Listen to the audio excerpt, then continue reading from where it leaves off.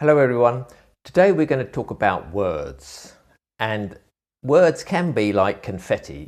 People throw them around all over the place. You probably know that motor mouth who can talk 100 words a minute non-stop.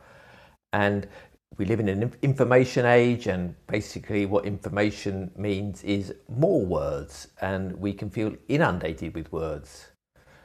And yet we know words can be incredibly profound or powerful, and so much wisdom has been imparted through words. And then words can be used to form contracts, or when you get married, you speak words and they become your marriage vows.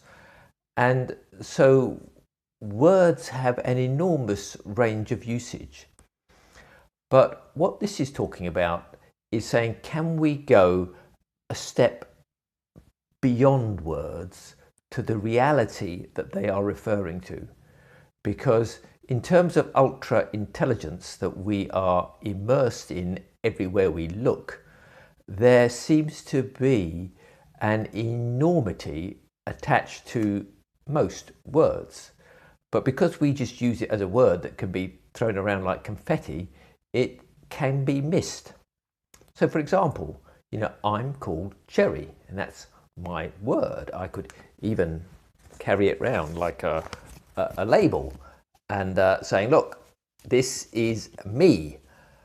But, and this applies to you, and this applies to anyone you meet.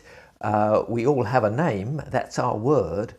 But really the reality that that word is attached to has enormous experiences attached to it, all sorts of learning and knowledge and understandings, and the dramas that you and I have been through, and the way we've been fashioned to have a particular character and attitude, and the principles we believe in, and just not just 1,000 things, 1,000,000 things that go to make up my life as it goes to make up your life.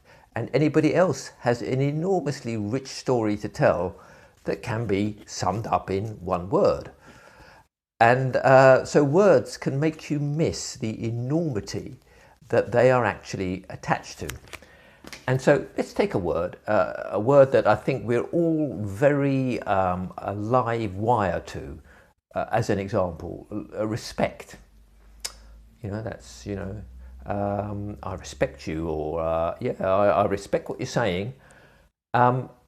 And yet you could miss the fact that there is a whole intelligence behind the word respect, because you only have to get somebody who says things a certain way, and you get left with this sort of uncomfortable feeling that they don't really respect you.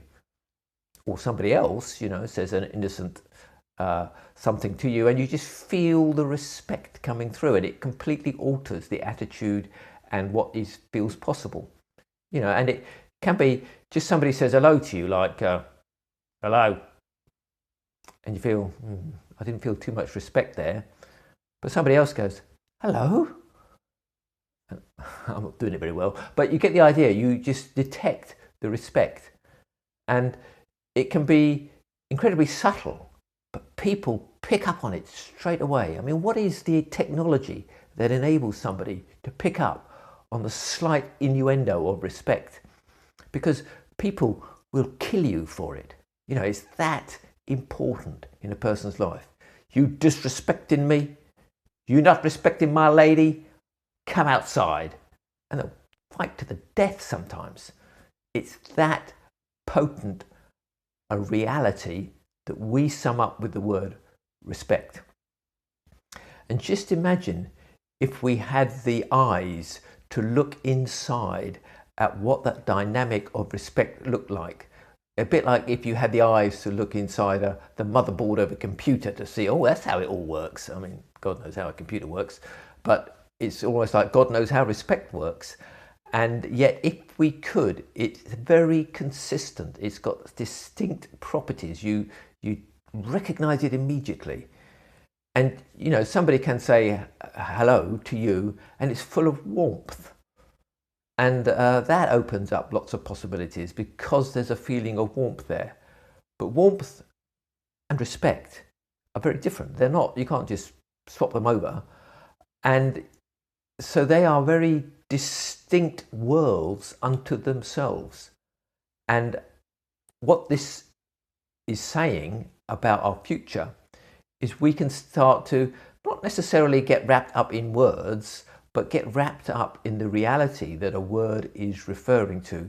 It's some form of, in many cases, ultra intelligence that is waiting to be discovered, that its internal workings are calling to us to understand them better. And this is the threshold of, I mean, it's huge, which is why really we're living in a time where we think we've accomplished everything there is to accomplish with our marvelous technology, but what we have done is open the door to start this amazing, even larger research than what we've been doing for the last, 10,000 years. That's going to keep us busy.